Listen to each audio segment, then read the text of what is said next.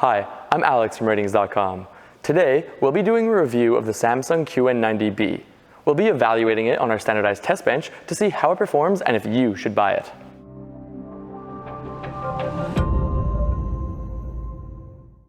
We bought and tested the 65-inch model, and we expect the 55, 75, and 85-inch models to perform similarly. There are also 43 and 50-inch models available, but they have higher refresh rates, worse viewing angles, and a different screen coating, so they perform differently. This TV is the successor to last year's Samsung QN90A. It's a premium 4K mini LED TV sitting above the Samsung QN85B. The Samsung QN90B looks similar to the QN90A from last year. It's stylish with a center-mounted stand, and the main difference from last year's model is that the materials are gray instead of black. The stand raises the screen about 2.5 inches off the table, so most soundbars fit in front without blocking the screen, but some larger soundbars still block it. The stand is heavy and feels solid, but because it's center-mounted, it still wobbles. Most of the inputs are set into the TV, so they're hard to reach when wall-mounted. All 4 of its HDMI ports support HDMI 2.1 bandwidth, which is a nice addition compared to the QN90A, which only had HDMI 2.1 on one port. The TV's tuner supports ATSC 3.0, allowing you to watch over-the-air channels in 4K.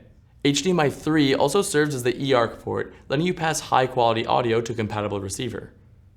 It supports Dolby Atmos signals, but not DTS:X or DTS. Since many Blu-rays use these audio formats, you'll need to connect your Blu-ray player directly to a receiver if your content uses those audio signals. The back of the 65-inch TV fits the 400 by 300 VESA mount standard, so you can wall mount it for a cleaner look. There are also grooves along the back and a track in the stand to help route your cables to the inputs. The build quality of the TV is incredible. The stand and bezels are metal, while the back is plastic, and all the materials used feel premium. The back panel flexes a bit, but this isn't unusual. The stand feels solid too, but because it has a small footprint, the TV wobbles easily. Now, onto our test results, and we'll start with the contrast. A high contrast ratio results in deep, dark blacks, which is good if you want to watch movies in a dark room like a home theater environment. The QN90B uses a VA panel with a high native contrast ratio, and the full array local dimming further improves the contrast. It displays extremely deep blacks, which is fantastic for darkroom viewing. Local dimming is a feature to further improve dark scenes for a better movie watching experience. The mini LED local dimming feature on this TV is great, and it improves the picture quality in dark scenes. There's only a bit of blooming around bright objects in dark scenes, but it's hardly noticeable with real content. It displays small details well, but there's still some black crush in a few scenes, meaning details and smaller highlights are lost a bit. It's very similar overall to the QN90A, and if you're comparing the two TVs' local dimming side by side, deciding which one is better depends on the content you're watching. The QN90B looks better with certain content like bright scenes, while the QN90A is better with other scenes. Still, the local dimming on the QN90B is improved, but you're only able to tell any difference when comparing both TVs side by side. Sadly, like other Samsung TVs, the local dimming is worse in game mode as there's more blooming. On the other hand, if you want to use the TV in a bright room, then a high peak brightness is important to overcome glare. The SDR peak brightness is fantastic, and it easily gets bright enough to fight glare.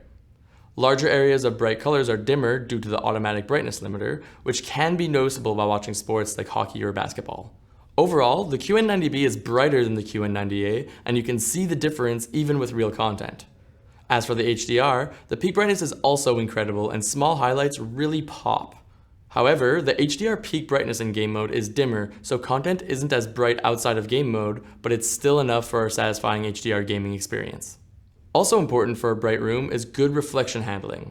The overall reflection handling is fantastic, but it's not perfect.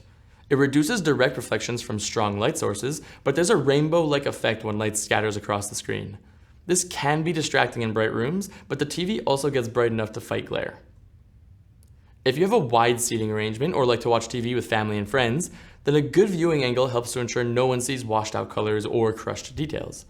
Thanks to Samsung's Ultra viewing angle, it has a good viewing angle which is better than most VA panel TVs. The image stays accurate from the sides, making it a great choice for wide seating areas. An overall uniform screen, brightness, and color is important when watching sports or playing video games to avoid the appearance of clouding known as the dirty screen effect. The QN90B has decent gray uniformity, but the TV looks patchy throughout with dirty screen effect in the center, which gets distracting.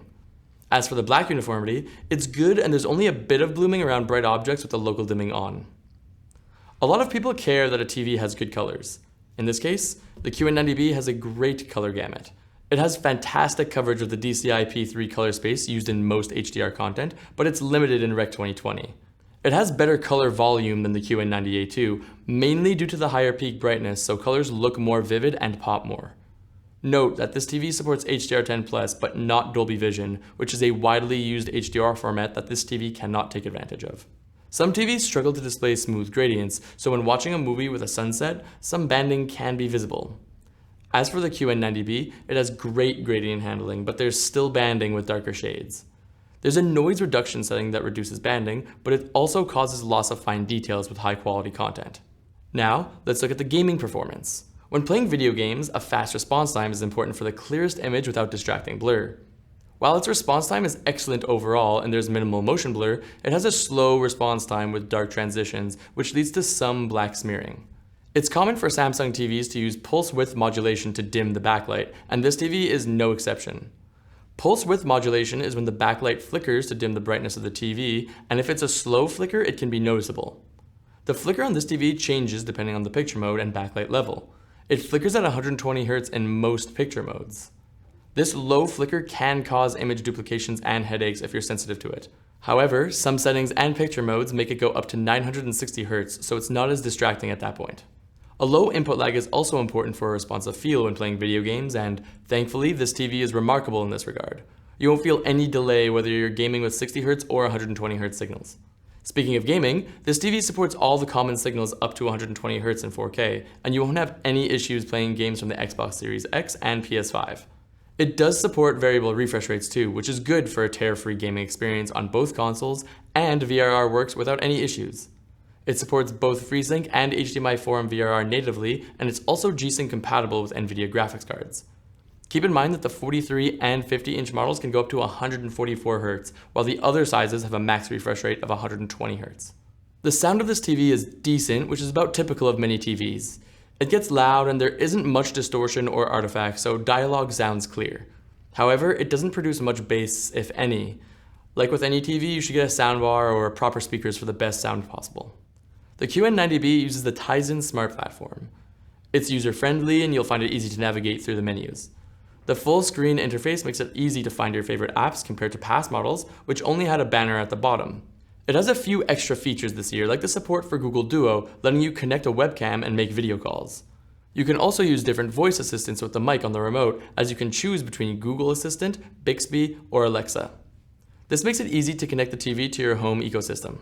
So, this brings us to the main question: should you buy this TV? This is among the best LED TVs we've tested, and if you're looking for a bright TV with excellent overall performance, you can't go wrong with this one.